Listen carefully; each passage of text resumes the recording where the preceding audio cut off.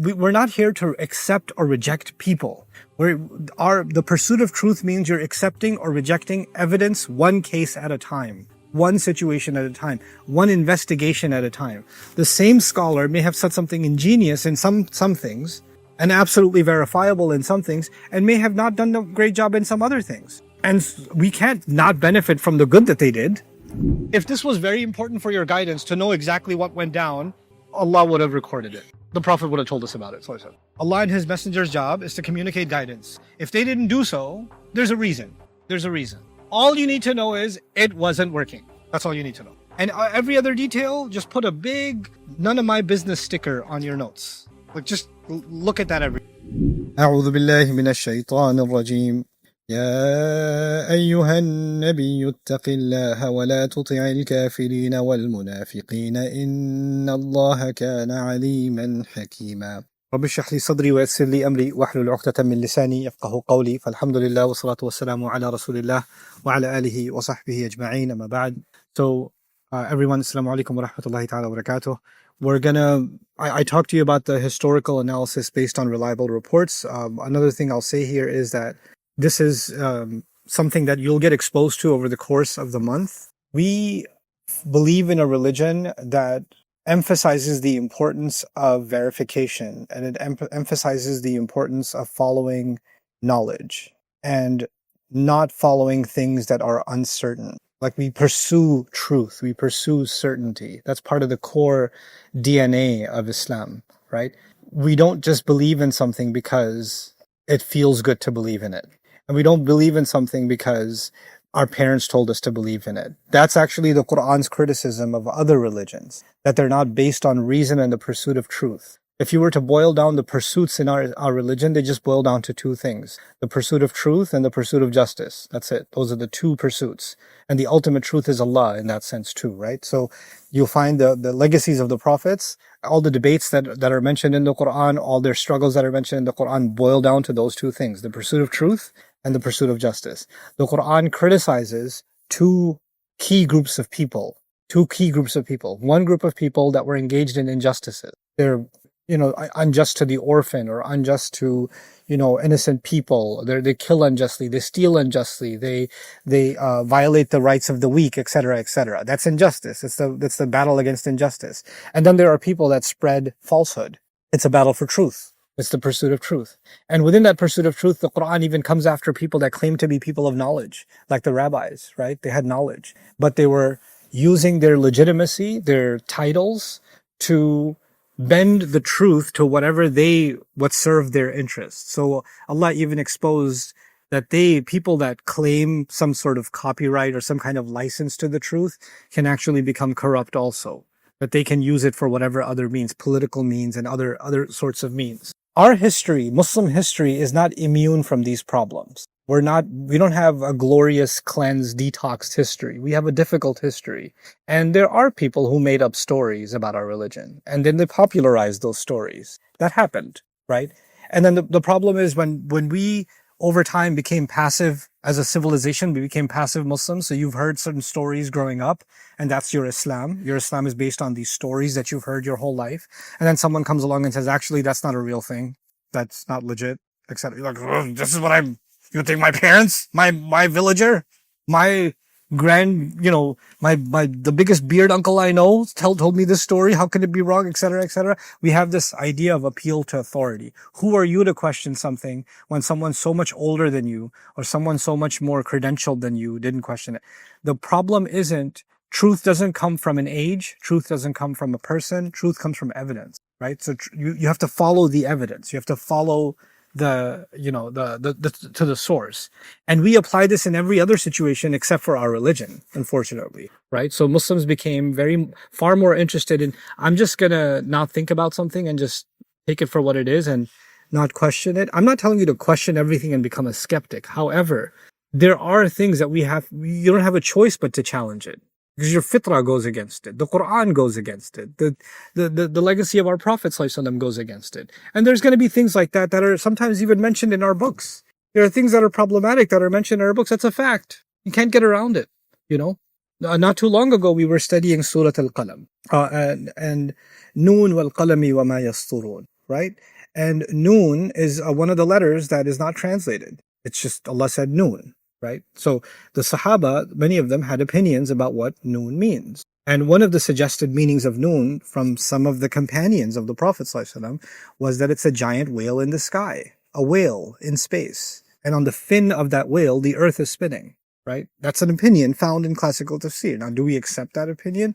Some people went as far in their loyalty to, well, if the Sahabi said it, they must have got it from somewhere, so there must be an invisible whale in space. And now you can find YouTube videos of Muslims who believe in whales in space, and the atheists make fun of it and all that kind of stuff. But here's what's actually going on. One, no, that's not what Noon means. Two, the Sahaba weren't necessarily telling you that's what Noon means. They were saying, I tried to find out what it means.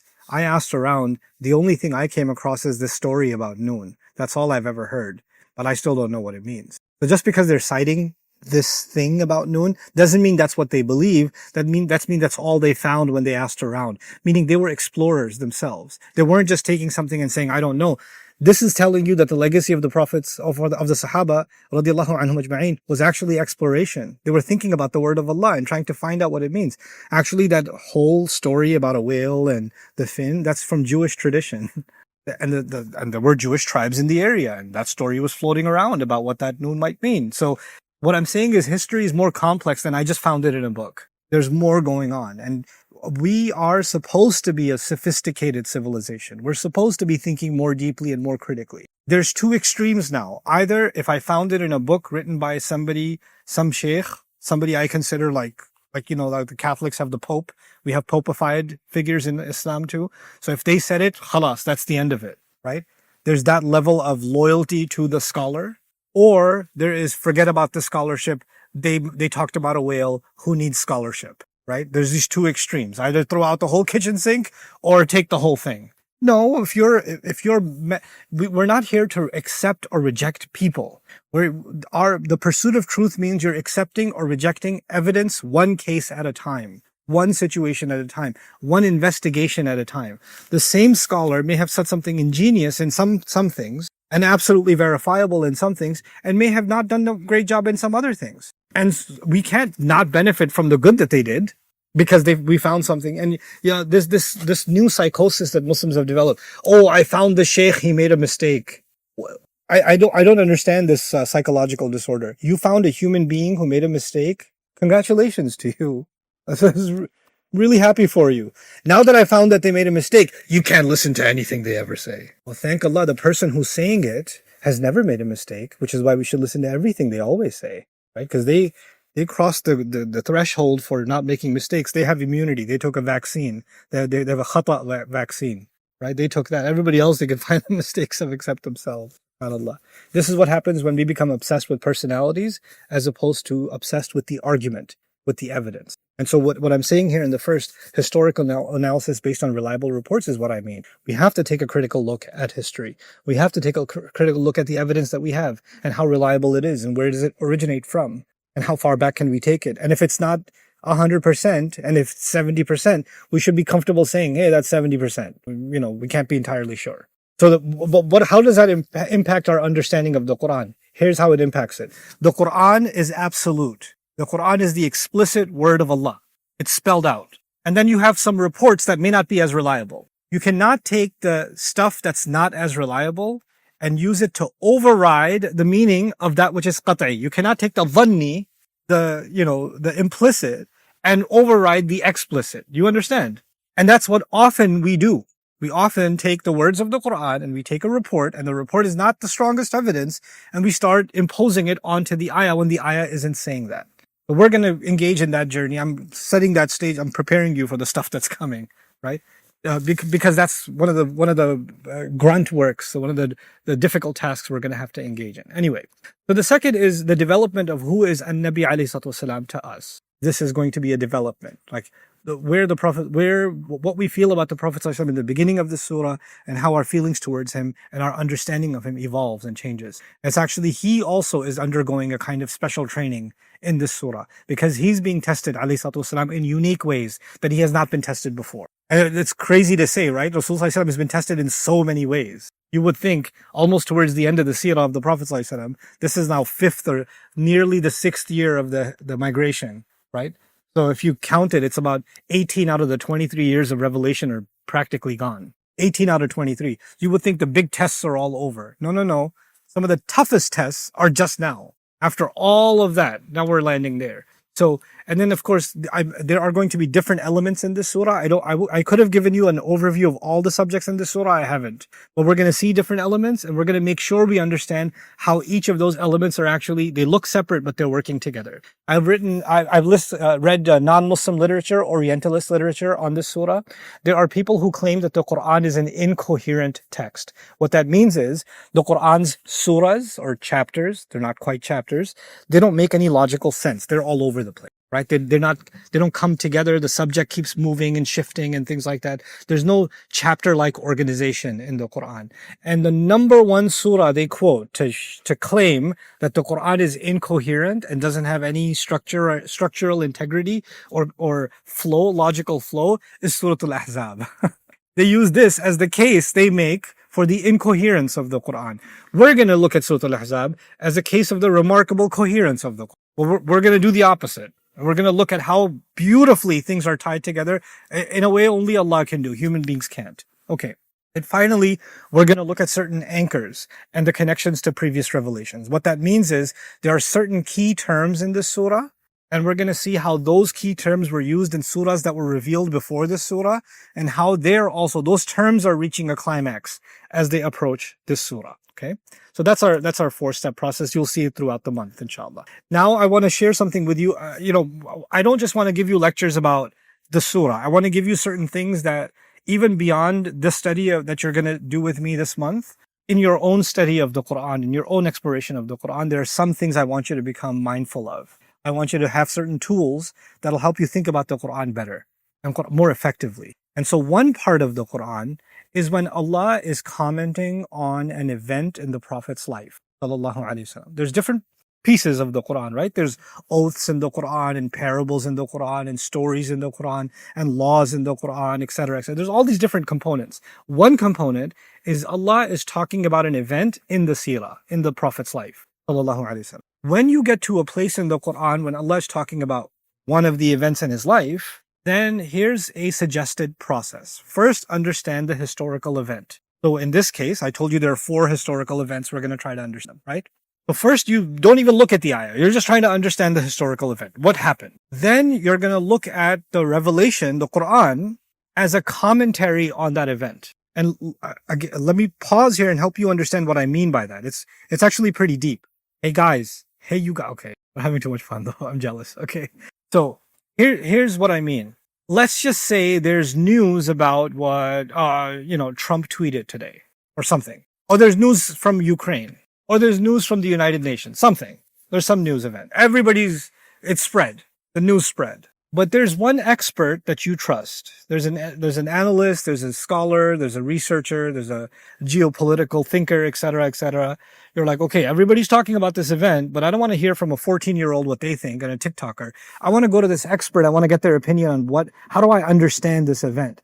Everybody knows the event happened, but that analyst, that thinker, that intellectual, they will give you a perspective nobody else could give you because they have a deeper understanding of the politics, the economic undercurrents, the social, et cetera, et cetera. You understand? I have, certain friends that work in certain governments in higher levels, right? And something's going on in that country. And I watch the news and I'm like, what's going on? And I call them and say, no, that's not what's going on. Let me tell you what's going on. Because I was in the meeting with the generals and this is what they were talking about, etc. I was like, oh, okay, yeah. The news tells you one thing, but the people on the inside have a different story. You understand? So there's the idea of expert opinion on something, right? Even if it's the same event, do we all understand the same event the same way? No, we don't. That depends on our level of knowledge, our level of understanding. Now think about this. There's an event that happened in the Prophet's life. Who's about to comment on it? Allah is going to comment on it. Allah is going to reveal certain ayat talking about that event. In other words, it's not that we have to understand the ayats better by understanding the event. No, you can't understand the event unless you understand Allah's ayat. Allah's ayat are the commentary on how to understand that event. So what we've done is we've reverse engineered this, and what we've done is let's understand the ayat by understanding the event. What I'm saying is, let's understand the event by understanding the ayat. The ayat are going to highlight the event in a way that no historian could highlight it. Not even the people that experienced it could highlight it. They couldn't figure out what's going on. Only Allah could. Only Allah could. I'll give you an easy example of that, and it'll come in handy for this surah too. It's Surah Al-Fath. When Hudaybiyah was signed, thousands of companions, hundreds, if not in the thousands of the companions were frustrated when the treaty was signed. They all witnessed the same event. They're all upset. They all see this as a loss. They're all angry, all of them, not with no exceptions. Everybody's upset. And the Quran comments on the same event. And the Quran comments and says, "Inna fatahna laka fathan mubina." We've given you an unequivocal, undisputed, open victory. Before that ayah came, and the ayah came right after the signing, soon after the signing, when they're basically taking their walk of shame back to Medina. In the sense, that's how the Sahaba are feeling. It's a walk of shame. We came here to do Hajj, we couldn't even do Hajj. And Allah is revealing, we have given you the most open victory. There's no ayah in the Quran that describes victory in more explicit terms than Surah Al-Fath. But it doesn't look like victory to anybody. It looks like loss. It looks like humiliation. How is this victory? The Quran commented on something that no human being could understand the reality of, only Allah could. Now understand what Allah means when He says that the Quran is light. What is the function of light? Light helps me identify the reality of an object. If there was no lights on in here and it was pitch black outside, I don't know how far something is. I don't know how big something is. I don't know if there's a snake in front of me or a child in front of me. I don't know the reality around me in the absence of light. The Quran calls itself what? Light. What that means is the Quran is a means by which we can understand the reality of something. So when there's a seerah event and then the ayat come, the ayat are putting a light on that event that no history report can put. No other document can put. And so that's the ultimate lens by which to understand the event. That's the ultimate lens. Now what we've done is, because we reverse engineered it, we're like, let's shed light on the ayat by these reports, right? How are you going to shed light on light? Light sheds itself on everything else. It's not the other way around. And this has bad consequences. In our understanding, we start getting gaps in our understanding because of that. So what I'm saying is, what's your process? First just look at the reports. First look at what are the historians saying. Then look at how is the Quran shedding light on this? How is the Quran talking about this? But then there's the third. Now that the Quran talked about it, you have to ask yourself a really hard question. What am I supposed to learn from this? Okay, so there's this thing that happened, and then we know Allah talked about it. I get it, and this is how Allah talked about it. But in the end, the goal of all of it is my guidance, your guidance. That's the third step. What are the universal principles? What are the guidance? What am I getting from this that I'm supposed to take? What's my take home? What's my takeaway? Because the takeaway cannot just be interesting information. The takeaway cannot just be, I learned a lot about history. That can't be the takeaway. We're going to go through a lot of history this month. We're going to go through a lot of ayat, a lot of tafsir, a lot of, commentary. That's a lot of information, but that's not the takeaway. That all that hard work, so we get the best takeaway we can. If you don't do this step 3, you miss the whole, you cooked everything, you didn't eat it, right? You got no nutrition out of it. It's delicious food, but you didn't consume it, right? So this is the ultimate objective. The third piece is the ultimate objective. And in one way, you can say that 1 and 2 are tafsir, and 3 is tadabbur. That's another way to think about it. 1 and 2 is the study, and 3 is, well, what does this study mean for us? That's contemplation. Because we're supposed to study the Quran, and we're supposed to contemplate, okay? So this is a process that I want you to become familiar with. Now we're going to talk a little bit about the controversial marriage and why this controversial marriage of the Prophet ﷺ to Zainab radiallahu anha, our mother, is at the center of this surah, and how we will see that this is a huge gift of Allah to this ummah, this marriage. And he was married to, in his lifetime, 11 women, 11 mothers of the believers, right? But this one marriage is a special gift of Allah recorded in the Quran for this ummah. And we're going to see why. So everybody's looking at it as controversy, right? And the Quran is going to take something that's controversial, and what's he going to turn it into? A blessing. He's going to reverse, and like it's light that without Allah's light, we wouldn't have seen it. You ever seen those UV rays or lights that you shine on them and now you can see things you didn't see before? Or X-ray vision? That's what the Quran's going to do. So even though I'm using the word controversial marriage from the shallow lens. But by the time we're done looking at it from the Quran's lens, it's going to be the blessed marriage. It's going to be something else entirely. And then we're going to be ready to take something away from it that's going to illuminate our life. So it's repeated in the very beginning in ayah number 4, in the middle between 36 to 38, and at the end towards, because it's 73 ayat of the surah, it's all the way at the end in ayah number 69 also. And there's some references to it in 58 and 60. And what's interesting is I mentioned there are 4 major events, right, that are in this surah. And this reference comes up in the neighborhood of each of those events. Like there's the reference to this, and then another incident, another historical event. Then a reference to this, then another incident. So all the other events in the surah are kind of circling around the marriage of Zainab radiallahu anha to our Prophet sallallahu alaihi wasallam. So this is kind of like the tie-in to all of them is what's happening. Okay, now we have to understand something about the history, the backdrop of the surah, and I'm going to lay some things out for you before I show you the next slide. Badr was our first military victory. Everybody knows that. Uhud was a pretty devastating loss, right? The Prophet himself sallallahu alaihi wasallam was almost killed. This was one, of course, in part because of the treachery of the munafiqun, the hypocrites, but this also had other consequences. It emboldened people to question the leadership of the Prophet sallallahu alaihi wasallam, because if he's the Prophet guaranteed victory from Allah, how could he lose, right? How could he lose? And because we were confused by, we're following the Prophet of Allah and we lost, and the Prophet himself was almost killed. How could be the Prophet of Allah and he's almost killed, right? So what Allah do? Allah revealed almost 60 ayat of Surah Al-Imran, Surah number 3, to help us understand Uhud, just to process Uhud. Uhud, the commentary on how to make sense of Uhud after it happened was given to the Prophet ﷺ in Al-Imran after the Battle of Uhud. Now, even though now that we lost, let's understand the geopolitical climate. The Quraysh got their revenge because they lost in Badr, and now they got their revenge. Not only did they get their revenge, they're a little bit fired up. They're like, man, we got them. And they're down right now. They're injured. This is a good opportunity. We need to strike back and finish the job. But we know, even if we win, we're not going to be able to finish them off. We need more than that. Ka'ab ibn Ashraf, on the other side, the Prophet ﷺ had treaties with Jewish tribes, right? And some of those Jewish tribes, they were treacherous against the Prophet ﷺ. They broke their treaties. And some of those tribes got expelled in the meantime from Medina. And some of those tribes vowed revenge against the Prophet ﷺ. So after Uhud, not only are the Quraysh emboldened, they're like, we should come back and fight more. The Jewish tribes that are in the proximity of Medina are now going around trying to rally everybody and say, look, this is a problem for you guys. It's also a problem for us. This Islam thing is spread like a virus in Medina. We need to end this problem. So you guys come from the outside. We'll take care of business from the inside.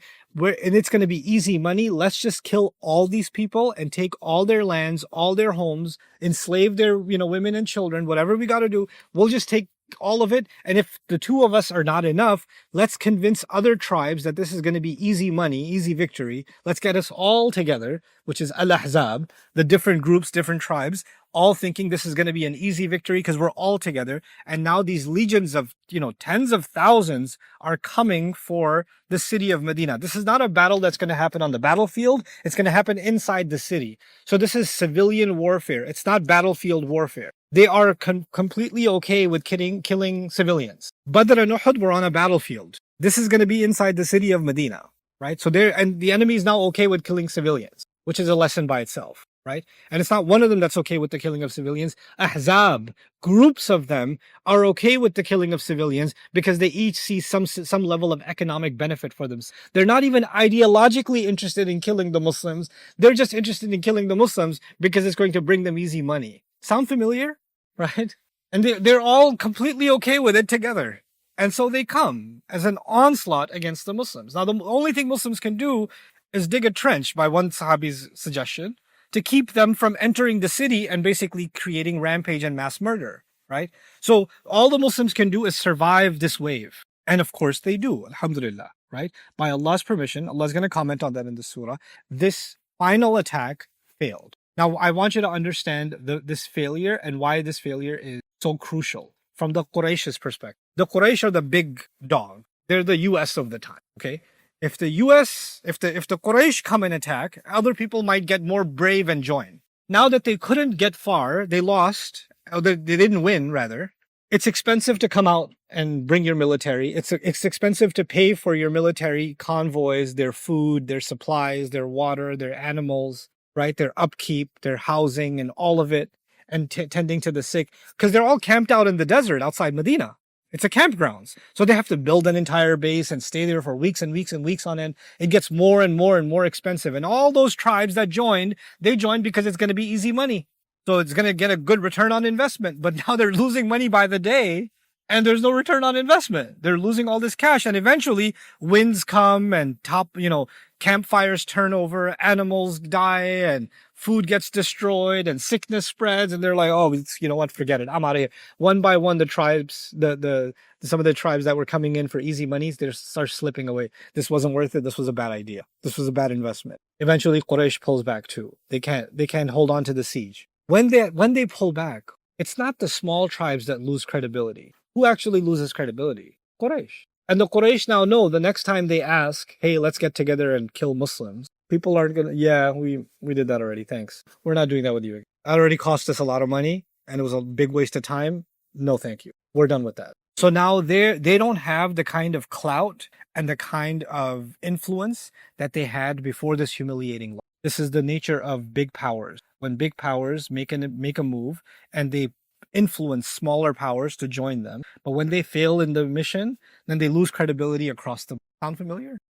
Like it's just there's some very universal political science things that are happening in the Sirah that you see around you all the time. So that sounds dangerous. Anyway, what's happening on the inside? Well, as soon as they leave and Medina is secure, the Prophet ﷺ says, well, they're the enemy on the outside, but we have an enemy right next door, Banu Qurayza, the Jewish tribe that was conspiring with the Makkans to stab us in the back. So within days, there's the incident of Banu Qurayza, which is going to be mentioned in this. It's one of the controversial incidents in the seerah of the Prophet ﷺ. We're going to deal with that incident also when it comes, because they claim it was a genocide. That thousands of people were killed in one day, like literally slaughtered in one day. We're going to explore the historicity of that one. But regardless, Banu Qurayza, a very wealthy tribe, has now been defeated and their assets seized because they violated the treaty against the Muslims. Now Muslims are starting to come into a lot of money for the first time. Remember, in Badr and Uhud, we were starving,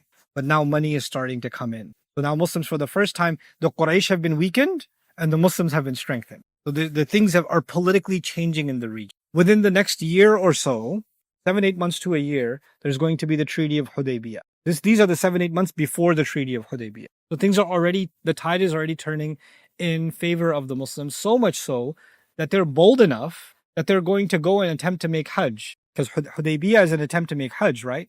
The thing is, not a year ago, you couldn't even leave your city because they had camped right outside your city to kill all of you. But now you're not even staying in your city. You're going to the wild animals that came to kill you. You're going to them.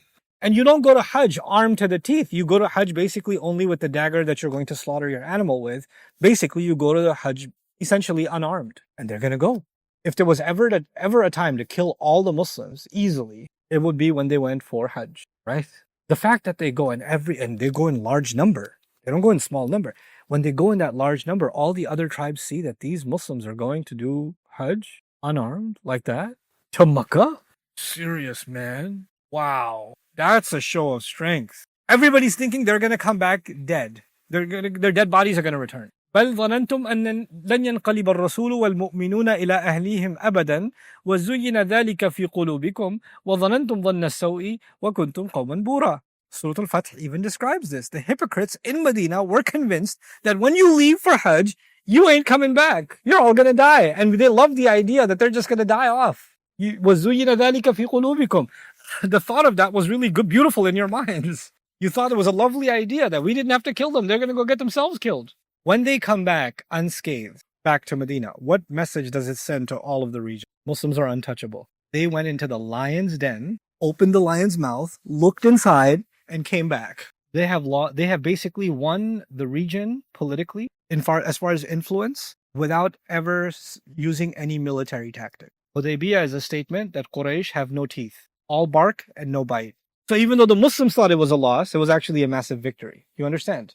But that victory, the process of that victory began with the Battle of the Trench. It began with that battle. Okay. Now, let's look at this landscape. We're still talking about before Hudaybiyah still. By this time, the Prophet Muhammad ﷺ was unquestionably one of the most powerful figures in the Hijaz. Unlike the earlier defensive postures, Badr, Uhud, Khandaq, all of them we were defensive basically. The Muslims began to project power proactively, launching expeditions with the express intent of engaging the enemy and consolidating authority. In other words, other than attacking Mecca, we went after everybody else. We started consolidating power, expanding our region, expanding our territory and zones. There were some key military objectives. Number one, to enrich the Muslims, enrich the state. Now we have to have a treasury. Because barely, there were times that, in the seerah of the Prophet ﷺ, Fatima radiallahu anha comes to the Prophet ﷺ and says, I haven't eaten for 2 days, 3 days. And he lifts his shirt and he's got stones tied to his belly. You guys know the story, right? This is not that time. Now it's time to fill the coffers of the Muslims, the vaults of the Muslims with wealth, and build the treasury of the Muslims and build a massive military enterprise. This is a completely different situation now after Ahzab. So the Sariya of Zayd ibn Haritha, and then where they intercepted and captured an entire Quraysh caravan returning from Syria. Remember Rihlat al-Shita'i wa Sayf? Like the easy caravans that the Quraysh used to take that nobody used to touch? Well, the Muslims touched them. And Syria means when the caravan is coming from Syria, it means it's bringing goods from all across Europe and the Levant, the entire Roman Empire. They import goods. The trading port is Syria, and from Syria they bring it back, and they're going to go sell it in Yemen, from where it's going to go into the marketplace in Africa and India and other places. So they're the pipeline. So they have all these expensive goods coming from the Roman Empire and from other parts of the the West, and the Muslims capture all those goods, elite goods, import brand stuff, right? Now, this starts helping fund the Muslims in ways they've never seen before. Now there's a buffer zone. They have a regional control. Now the Quraysh know that their caravans are going to get caught, so they don't go into certain territories where they used to move freely. So you've limited the movements of the Quraysh also in the region. Now, how they came right to Medina and they had to be a trench, but now there's a perimeter around Medina. You can't even get close to Medina anymore for the kuffar, for the enemies. So our sphere of influence has expanded. This is important also. There were people that were financing the campaign against the Muslims, conspiring against the Muslims. The Prophet ﷺ instructed specific assassination of key enemies. They called them targeted assassination, drone strikes, right? So the covert operations, strike teams, infiltrations, those kinds of objectives. We were in a state where the entire city was about to be killed. That was all defense. This is not defense anymore. This is what? This is offense. You're debilitating your enemy. You're taking out key enemy targets. And then 4, retaliation against aggressors. Anybody who came at us that were medium to small size, we went after them. And there are people that had massacred Muslims and others. Now people know, don't mess with Muslims. You're going to pay the price. Now in the region, there's actual intimidation of Muslim military. And all of this is happening very, very quickly. Because remember, the Battle of the Trench happens, and within a year, we're going to be maybe a little more, a little less, but that's basically when we're going to be in Hudaybiyah. And all of this is happening before Hudaybiyah. So things are changing for the Muslims very quickly. The 3 battles of Islam before this, Badr, Uhud, and Ahzab, all 3 of them, we barely survived. Barely. But we had almost nothing in Badr. We took devastating losses in Uhud, and we got almost genocided in Ahzab. Right? But this is a completely different military landscape. So this is one thing you need to understand about when this surah was revealed. We were already coming into a position of... There are many surahs of the Quran where Muslims are in a position of weakness and the revelation comes. Surah Al-Ahzab is not coming when Muslims are in a position of weakness. Surah Al-Ahzab is coming, we're in a position of strength. We're in a position of strength. Okay.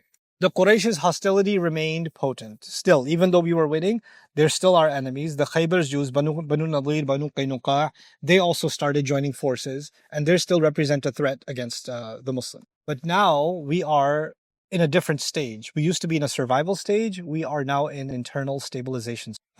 And at the same time, the community is being consolidated. Revelations are coming about family life, how to be in the home, the dress code, food regulation, Hajj rituals. These revelations are starting to come that are the formulation of a community. This is not discussions about survival in a military sense. This is about the beginnings of a civilization now. It's as if the foundation has been laid. Now it's time to set up this community. And those kinds of revelations are starting to come in the Quran. Now, I'm going to skip this part for you and get to something maybe outside of myself. I'll talk to you about something and I will end. Because the marriage thing I'll talk to you about tomorrow indeed. Don't look at the slides anymore. So what we need to talk about now is when Muslims are coming into power, the enemy sees that the only thing we can do now is to sow some kind of doubt and confusion and discord within them. I was telling you, demoralize them. And the easy target for that was the marriage that was happening, or that happened with Zainab radiallahu ta'ala anha. We're not clear about when exactly it happened. We do know it happened around Ahzab, right at Ahzab, maybe right before Ahzab or right after Ahzab.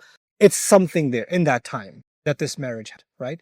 But it's by the time the surah comes, the marriage is already done. It's already happened. And Allah is commenting on something that's already taken place. Because we know that, what it seems to suggest is that people were already talking. There was a lot of rumor. There was a lot of criticism and controversy, etc., about what just happened here. And in just to understand the brief outline of the story, because you should know the basic outline of the story, the Prophet ﷺ had, I'm not going to use the word adopted, because adoption is actually different than kifalatul yatim. Adoption means you take someone and you basically erase their identity and you make them your own child, right? But sponsoring an orphan or taking care of an orphan, they retain their identity, which you take care of them. The Prophet ﷺ for a long time was taking care of Zayd, who wasn't actually originally a slave, but he was his tribe was attacked and he was lost and then he got sold into slavery. So he's not originally from a slave sort of situation. But regardless, the Prophet ﷺ loved him so much he considered him his son. And that gave the idea of at-tabanni. At-tabanni means I consider you my son. I call you as if I'd call my own son. And this is Zayd radiallahu anhu. Now Zayd radiallahu anhu, because he used to be a slave, he's been emancipated, he's been freed from slavery. He's now free, but the Prophet ﷺ considers him his son, and he still stays with the Prophet ﷺ and is close to him, etc. The thing here to understand is the Arabs were a very high-class society, and they had high tribe, middle tribe, low tribe, slave. They had classes of people. PhD, masters, bachelors, associates, high school dropout. People have educational hierarchies. People have financial hierarchies, right? People, people might think, oh no, we're in a democracy, we're all equal. Mm-hmm. Yeah, what neighborhood you live in? There's projects people, and there's the suburbs people, and then there's the bling bling gated community people. There's classes of society, right? People used to have different quality of horse, right? Somebody's driving a donkey, somebody's driving an Arabian horse, somebody's riding a purebred. Is that still the case in the parking lot? Somebody's driving a Fiat, somebody's driving a Ferrari. They start with an F, but they both end very differently. Completely different class of people, different class of ride, different class of home, different class of clothing, etc., etc., etc. Isn't it the case? There are class societies. Classes have always existed, economically at least. Well, the Arabs were very class-based and tribe-based. And even if you were a slave at any point in your life, that label stayed with you. Even if you got freed, you're still a freed slave. Like, it kind of like, it's not the same thing, but if somebody was in jail and then they got out, so they're not a convict, they're just an ex-convict, right? But the label it really doesn't leave you. It was like that. It was a stigma that stayed with you. There are even pre-Islamic poets like Antaraf, whose poetry was so good it made its way to the walls of the Kaaba, who was a freed slave. And he never escaped that label. He could never escape that label. So Zayd radiallahu anhu still carries that label in that society, in that structure. Zainab radiallahu anha, it's from a very high class family. She's from the Hashim clan. She's a cousin of the Prophet. And she's one of the elite families, right? So you could think of the poorest neighborhoods in Chicago, Zayd, and the wealthiest neighborhood in Chicago, and the Prophet ﷺ wants to break the class divide, and he wants to make people understand that people should be able to get married regardless of their economic differences or social differences. So he recommends that Zainab and Zayd get married. And Zainab doesn't think it's a good idea. She doesn't think it's a good idea. And Zayd is also kind of reluctant, like, I don't think she's going to like me very much, because I'm supposed to be qawwamuna ala nisa, like I'm supposed to be the head of the household, the caretaker, I'm the Amir of the house, and she's going to say, you're the Amir of my house? Like, she's already up here, I'm already down here. There's no way I'll have any sort of authority over her ever. So this is going to be a very difficult situation that I'm going to be put in. So he's reluctant about it. But the Prophet ﷺ, and when the Prophet ﷺ insists, out of love of the Prophet ﷺ, it's not a religious instruction. He doesn't say, Allah and His Messenger have commanded you to engage. No. It's not that. As we will see when we look at the historical reports. He's just strongly insisting. But in the end, it's the Prophet ﷺ, isn't it? Like, if he's insisting, it's going to be hard to say no. There are some Sahaba who have stronger will than others. The Prophet ﷺ asked one young man to sell him his donkey. He said, no, I'm not going to sell it to you. The Prophet is asking you to buy his donkey. No, you can't have it. You wouldn't give it to him. But that's okay. So, but in the case of Zayd and Zainab, they cave. They're like, okay, fine, we'll get married. So they get married. Now, when they get married, it's just not working out. There's just too much of a difference between them. We don't know the inside story. The reason we don't know the inside story is because it's none of our business. That's why we don't know. We don't. I could tell you she was high class. He was from slave clan. That's why she just couldn't handle his lower class status, or she couldn't deal with living in that kind of housing. I could make all that up. It might be entertaining for you, but is that history? No. You know why? Because we don't know. You know why we don't know? Because no one knows what happens between a husband and a wife, except who? The husband and the wife. We don't know. All we know is it wasn't working out. That much we know. Why wasn't it working? अच्छा और बताएं, कुछ तो पता होगा आपको. Do you think this is what happened? Do you think that is speculation into people's personal lives? Is that something that Islam prohibits or speaks out against? Speculation into people's personal lives? But you know what? For some reason, when it comes to the best people, the Sahaba, we're very comfortable with our speculation. Like, what must have happened? You need to know what must have happened. What you gonna get? What are you gonna make a chara out of that? What are you gonna get out of that? If this was very important for your guidance to know exactly what went down, Allah would have recorded it. The Prophet would have told us about it. So I said, Allah and His Messenger's job is to communicate guidance. If they didn't do so, there's a reason. There's a reason. All you need to know is it wasn't working. That's all you need to know. And every other detail, just put a big none of my business sticker on your notes. Like, just look at that every day. There's a nosiness that Muslims suffer from. And they bring that nosy, they're already nosy in their own personal lives, right? There's already nosy. So what are you doing here? How long are you here? Like, I mean, people get weird around me. That's okay. I'm used to it. I ran into somebody in the elevator. I was in another country. You're here? My first impulse was to say no. Like, what's he going to do if I say no? I said, yes, I am. Oh, what are you doing here? Are you in this hotel? Now I'm getting uncomfortable. What floor are you on? How long are you here? Are you going to be here tomorrow? You come here every day? Is this where you have breakfast? Oh, so like, what are you going to do this evening? Do I know you? Right? Just wanting to know. That's okay. People get curious. I feel like people think people that have a public profile or public access, like public property, and so that's okay. But it's not just about celebrities. You go to somebody's house and like, oh, so tell me about your shoe size. Tell me about your fingerprints. Like, they want to get all this information out of you, and we think it's okay, even within the study of our religion. It's not. It's not. So I'll stick to the facts. The facts are the marriage wasn't working. Zayd comes to the Prophet ﷺ and says, it's not working. We're not compatible. How they're not compatible? Again, none of our business. The Prophet ﷺ now feels reluctant to tell him get divorced. Why? Because whose recommendation was it? The Prophet's recommendation. And of course, Zainab is from a high family. And the sociological reality, we don't know this for a fact, but there are some things we can say with some degree of confidence. When you have a high profile family, and you have a higher tribe or, a prime minister, or somebody who's very famous, or whoever, an elder, when there's a divorce in that family, it's a much bigger impact. It's not just two people. Everybody's talking about it. It can make its way into the news. It can make its way into the tabloids. It can affect the political situation, because they're a high tribe. Celebrities, everything about their personal life becomes like sensational, right?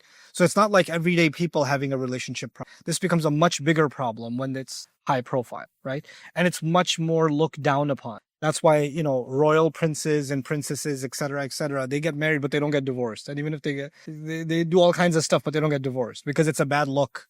So she's from a high family. And now Zayd is insisting that he wants to get divorced. This is going to be a very bad look for her and her clan and her tribe. On top of that, it's the Prophet ﷺ who recommended this. So the Prophet ﷺ is telling him, don't do it. Don't do it. Amsik alayka. Just don't divorce. Now, there are multiple opinions here, some of them very flimsy, very weak, but the strongest one that I can find, that I think is the most convincing, and we'll look at the evidences tomorrow, is that Allah at one point revealed to the Prophet ﷺ that he's going to be married. Allah revealed it to him. While she was already married to Zayd, Allah revealed to him that she's going to be marrying. Now Zayd's coming along and telling him that he's having trouble in the marriage. He wants it. But the Prophet ﷺ, he could have done two things. He could have just said to him, well, Allah revealed to me that I'm going to marry your current wife. So why don't you just divorce her? And let's just get this over with, and I'll just marry her. Because Allah has revealed that to me already, so why delay, right?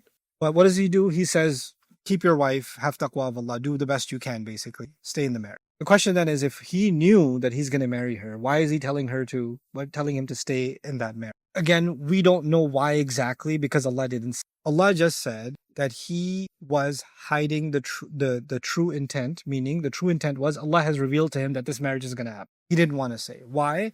What I can think of, what we can speculate. What we can speculate reasonably is if the Prophet ﷺ says, well, divorce her because Allah has instructed me to marry her, everybody around is going to say, oh, how convenient. You told your son to divorce his wife because Allah told you to marry his wife? Huh. So he knows that there are munafiqun that take any opportunity and they're going to blow this out of proportion. And it's going to demoralize the Muslims. And it's going to be even more humiliating for Zainab and for Zayd and for him and for their families, etc., etc., etc. Like this is going to be a huge problem. So even if Allah has already decreed that I'm going to marry her, when that happens, but I shouldn't make it look like I had a hand in expediting that. I should just tell him, just do whatever you can, stay with your wife. So it shouldn't look like it came from me. It shouldn't look like that, right? Now, the interesting thing is Allah told Zayd radiallahu anhu, don't divorce her. Amsik alayka zawjak. Explicit words in the Quran. Hold on to your wife. Who's instructing here? Who's giving the instruction? The Prophet. The Quran, this surah says, whenever Allah and His Messenger give an instruction, it is not up to a believer to have any choice. There's an ayah in this surah. I'll say that again. Whenever Allah and His Messenger give an instruction, it's not up to a believer to have any choice. Yeah? And then Allah gave Zayd instruction. The Prophet gave Zayd instruction, sorry. What did he say? Hold on to your wife. Logically, you would assume then Zayd has no choice. He's got to stay in the marriage. In the same ayah you find. And when Zayd was done divorcing her, like, huh? Wait. The Prophet told him, don't get divorced. And the next thing you know what happens? He gets divorced. How can the Prophet tell him to do something and he went and did the opposite? You know what that proves? That was not a command in Islam. That was a recommendation as a family member. That was a recommendation as someone who loves and cares. That was elderly advice, but it wasn't a religious instruction. That wasn't a religious instruction. So when he told him to hold on to his wife, he was just giving general advice, but he wasn't giving him a religious mandate. And Zayd understands the difference between when the Prophet ﷺ is commanding something as the Prophet of Allah and when he's telling him to do something as someone who loves and cares for him. And so when he disobeys that instruction, it's not a disobedience of Allah and His Messenger. It's not. So he goes ahead and gets. Aapki awaaz aa rahi hai, to mujhe apni awaaz nahi aa rahi. Sorry ji. What was I saying? Something about Islam. Oh yeah, okay. This is a big point of contention in the surah we're going to see. The Prophet ﷺ's concern is going to be brought up. Was his concern valid, by the way? What do you think? What people are going to talk? Is that a valid concern? Yeah, pretty valid. One day she's married to his son, and then a few weeks later she's married to him, right? This just looks odd. It's disturbing, people would say. People are going to make all kinds of, and you know, they're the best kinds of people. You know, back in the, I can't say for sure if they were Pakistanis back then, but they were Pakistani-like people. They're like, you know, I don't have a problem with it, but some people are saying it's really disturbing. Some people that just, some people are saying like there's no way to justify that, and I don't even know what to say to those people. Who are these some people? Can I meet them? No, I'll ask some people if they know some people. You don't want to make it sound like you're saying it, but there's always someone called some people, right? And you just throw this on some people and spread. And now even Muslims that are like, they love their messenger, sallallahu alaihi wasallam. They have honor for him. They look up to him in every way. إِنَّكَ لَعَلَى خُلُقٍ عَظِيمٍ. You have the highest character of all. Well, he married his daughter-in-law? What? Is that what he did? Why did he do that? Well, you know, and the surah hasn't been revealed yet. The surah hasn't come and said, I made you do it. Because the surah is going to say that. But Allah put the Prophet ﷺ in that position without even giving him. He told him that you're going to marry him. And he goes and he does it. And people are already starting to talk. And this rumor is spreading. And I want you to understand the intensity of the problem. Islam comes along and says, Islam is basically the higher moral ground. The Prophet ﷺ is the height of the morality and character. And Islam is speaking out against indecency and lewdness. Islam is the alternative to these other lifestyles. And the ultimate example of that is the Prophet himself, sallallahu alaihi wasallam. And now there's a marriage scandal against who? The Prophet sallallahu alaihi wasallam. And on top of that, let's make this even spicier, the Prophet sallallahu alaihi wasallam had 4 wives. He had, at the time, 4 wives. Zainab became his 5th. I'll say that again. He had 4 wives, Zainab became his 5th, radiyallahu anha. The Quran has already been revealed that you can marry up to how many? 4 wives. That's what's been revealed. And now he just married his 5th. Oh, so he's got a different standard for himself? Well, we all get to have up to 4. By the way, there are reports about that ayah in Surah Al-Nisa that some Sahaba had more than 4 wives, and the Prophet ﷺ said, whoever you can let go of that are more than 4, you need to let go. You need to end those marriages because you cannot have more than 4 wives. And Sahaba engaged in divorces of those that were more than 4. The Prophet ﷺ didn't have that problem because how many did he have? 4. Now he has a 5th. And so now people are saying, first of all, his daughter-in-law. Second of all, number 5. I thought he says you have to live by the book, and the book says you can only marry 4, and well, the rules don't apply to him. Why don't they apply to him? Some people are saying this is a little contradiction. I love those some people. And now this noise is getting louder and louder. Yes, Muslims are politically doing really. Money is coming in, right?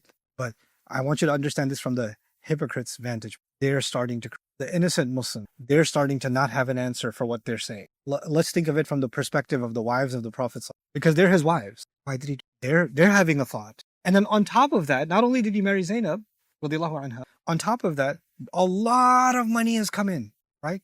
But you know the only family whose budget didn't change? The Prophet. They're still living the same standard. Everybody else is doing better. Except who? The Prophet.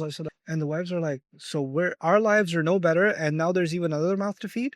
And another wife of the Prophet. So there could be an attack on their minds. The Prophet has his own anxiety. I'm supposed to lead these people, and they follow me through anything. And if they start questioning my integrity, how are they going to follow me? I'm not bringing this up. I'm not saying anything about it.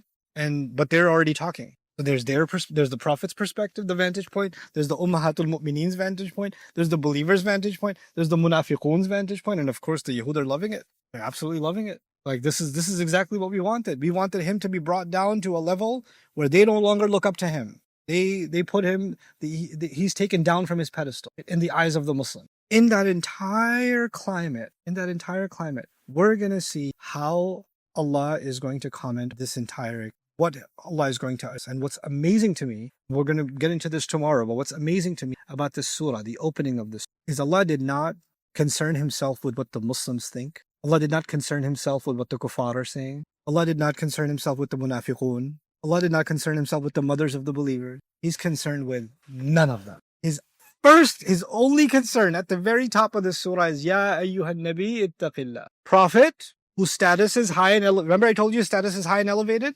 The one who receives news that nobody else receives. What news did he receive? Marry Zainab. And whenever he follows what Allah has given him, his status is lowered or higher. So the fact that he married Zainab, does it lower his status or elevate his status? It elevates his status. But why was he reluctant to tell Zayd to not get a divorce? He's reluctant because he thinks people are going to bring down his status and they're going to say bad things about him and it's going to hurt the mission. And the Prophet ﷺ is being told, you need to stop thinking about what people are going to completely. You need to only be you need to be only cautious and fearful of Allah and Allah alone. Ya ayyuhan nabi ittaqillah is like saying, Prophet, stop caring about everyone else. Don't even entertain the thought of what somebody else will. Let it all go. Let it all go completely. None of it matters. This is your new test of taqwa. There's a test of taqwa when the enemies are in the thousands and you're in the hundreds. That's a different kind of taqwa test. There's a different test of taqwa when they're offering you money and trying to compromise the message of Islam. There's a different kind of taqwa test when you're in a cave and they're standing on top of the cave, and if they just look down, you're going to get killed. That's a different kind of taqwa test. This is a different kind of taqwa test. You know what taqwa test this is? This is the fear of what people are going to say. This is not the fear of getting killed. This is not the fear of the mission being compromised. This is the fear of the commentary of people. It's a human fear. And the Prophet ﷺ felt an inclination of it, and Allah Azza wa Jal told him, never let that fear enter. Ittaqillah. No, your taqwa means you don't get to have that feeling. You can't afford it. You're the pinnacle. You're the height of Muslim belief, of this faith. You don't get to contaminate that faith even in the least bit. You know how in Surah Abasa, Rasul ﷺ frowned, but he frowned at a blind person. There's nothing wrong with frowning at a blind person. No offense was done. But Allah has set such a high standard for the Prophet ﷺ, he can't even bulge his forehead in front of a blind person. The same way, he can't even have the thought, what are people going to say? Allah cannot allow that thought for the Prophet ﷺ. Before I leave you, I'm going to share with you something about something if you think this is controversial, I'll give you controversy. In Christianity, the role model is Jesus. Never got married. Second role model is John the Baptist. Never got married. The Catholic Church, the highest ordained spiritual guide in the Catholic Church are the Pope. And then the cardinals and the entire hierarchy of the Catholic Church. Those people and the nuns, what happens with them? They don't get married. In the Christian faith, spirituality and sexuality are opposite. You're either a person of faith or the person of the flesh. Lust is the death of your faith. They're two opposite things. The Quraysh were very open and promiscuous. The Quraysh were Las Vegas on steroids. They were crazy. The Medina was a bad place. Medina was a very astaghfirullah place. if you don't know. Medina had brothels and prostitutes and all kinds of crazy stuff. It was a crazy place. Makkah was like that. It was not a conservative society by no stretch of the imagination. Alcohol, gambling, free sexual relations, completely open, super liberal. The Jewish tribes, they don't really have they're more about rituals than they are about these kinds of ethics. But the Muslims brought about this teaching of decency and modesty and shame and a campaign against zina and a campaign to guard the eyes and all this, the modesty campaign, right? But Muslims don't understand that our modesty is not the same as Christian modesty. Christian modesty is that the relationship between men and women itself is basically a kind of compromise of your, and since you can't do without it, at least you can just be monogamous. That's it. Be faithful to your wife. That's their whole thing. The Quran offers a very different view of sexual ethics and the relationship between men and women. The Prophet ﷺ, or the Arabs, were okay, completely marrying more than one woman, completely, perfectly okay. Divorce is not the end of the world. In Catholic religion, you can't even get divorced. You can only get a marriage annulled. There's no such thing as divorce. Okay, a marriage annulled means the nikah was batil to begin with. You have to prove it was never a valid marriage. Oh, I didn't realize she's my sister. They have to prove that and then they get. Or they have to prove that she's already married or something. Some crazy accusation. That's the only way the king can get rid of the queen. That's how they do it. That's why they had all these illegitimate relationships, because they don't have that. Islam came and it brought 4 or 5 things. I'm going to list them to you that revolutionized marriage itself. How the world saw marriage before Islam, and what the Quran brought, what Islam brought, how it saw after. 1, Allah made marriage easy. There's no high requirement. Number 2, it gave men exclusive financial responsibility over the wife. Women aren't financially responsible. Men are exclusively financially responsible for the wife and the children. 3, the Quran made divorce through a process. Follow the process and you can get divorced. And the Quran never talked about why you should get divorced. The Quran just talked about how you should get. So the divorce, by the way, was either it was there wasn't even a process and you could just throw someone out, or you can never get divorced. It's the worst thing ever. What 3 things did I list so far? What was made easy? Marriage was made easy. So now the whole tribe doesn't have to have this approval or that approval, and we have to have this ceremony. No, just ijab and qubul, khalas, goodbye. You get married at a Dunkin' Donuts in Islam. It's still valid. So long as it meets the conditions, it's valid. What's the second? Finance becomes the man's responsibility over the wife and the children. 3, divorce was made. Divorce with a process. It was given a process and it was made easy. It was given a process and it was made. 4, remarriage was made. Remarriage was, because in the previous world, in higher society, when a woman is divorced, she is forever what? She's cursed. Don't even invite her to a wedding because she'll probably infect other women with divorce. Right? This is Jahiliyyah society, also in Muslim countries nowadays. What Islam came to change. The Prophet ﷺ, with the exception of Aisha, mostly. So it's completely normal to get divorced, completely normal to get remarried. It took the taboo away. And marrying more than one, taking responsibility for normalized. It was already normal, but it was legitimized. It was given the religious sanction. You can have more than one. So long as you give them their rights, there's 2 kinds of rights. There's qualitative rights and there's quantitative rights. There's love and affection and smiles and da-da-da. There's the feeling or meaningful conversations. You can't ever be equal in that. Like you can't even have the 2 equal level conversations between 2 of your kids. It's never going to happen, right? You can't have 2 equal level conversations between a mom and a dad. Not going to happen. But time, finances, like can you give each one their rights as what they deserve? That is, you have to give rights. So that's the adl. If you could do that, normalize. Now, what did we do? Muslims, forget non-Muslims, forget about that. What did we do? We came along and we said, marriage is too easy. We should make it a little harder. We should make it more expensive. We should put more requirements. We should especially make it more difficult for girls, right? And if they're already divorced, then inna lillahi wa inna ilaihi. And of course, then on top of that, we shouldn't allow a divorce to ever happen because it's worse than death, right? Fathers will tell their daughters in the Muslim world now, the only way you're coming back here is in your box, right? With your coffin on. Otherwise, don't come back here. So we made marriage difficult. Then we made what? Divorce difficult. Then what's the third thing? No. Financial responsibility. Who is the man financially responsible for? Wife and children. No. Make the man financially responsible for parents, cousins, uncles, cousins, barbers, friends, dog. And money goes everywhere else except it doesn't go where? Wife and the kid. Doesn't go there. Okay? Parents will say it's ours. And then the fourth was what? Remarriage. Oh, Last year she was married to his best friend and she got divorced. Now she's married to him. These women nowadays, oh, what a colorful personality. The Prophet ﷺ was put in the most controversial situation. Someone who's allegedly his own son and he's marrying his alleged daughter-in-law, right? Why? Because Allah wanted to make clear, if it's halal, you can marry whoever. There is no, she was married to the older brother and then he died and she married the younger brother. She did this and he did this. No. Or she's so young, he's so old. Or he's so young, she's so... No. Are they adults? Is it halal? That's it. Goodbye. There's no tongues. There's no mouth running. The Prophet ﷺ was put in the front line of people making comments. Front line. He had to hear the comments from all of society about this marriage. Why?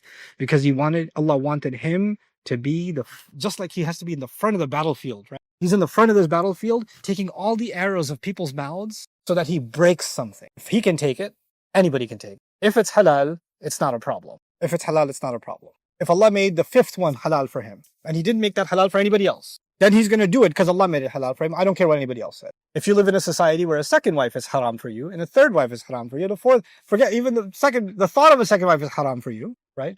Then let everybody be angry. It's okay. If you're not doing anything wrong, if you're not violating anybody's rights, and this is between a husband and a wife. I'm not encouraging you guys to go jump off a cliff. What I am saying is, if Allah made something halal, then it doesn't matter what people. I'm going to leave you with this. There are two battles.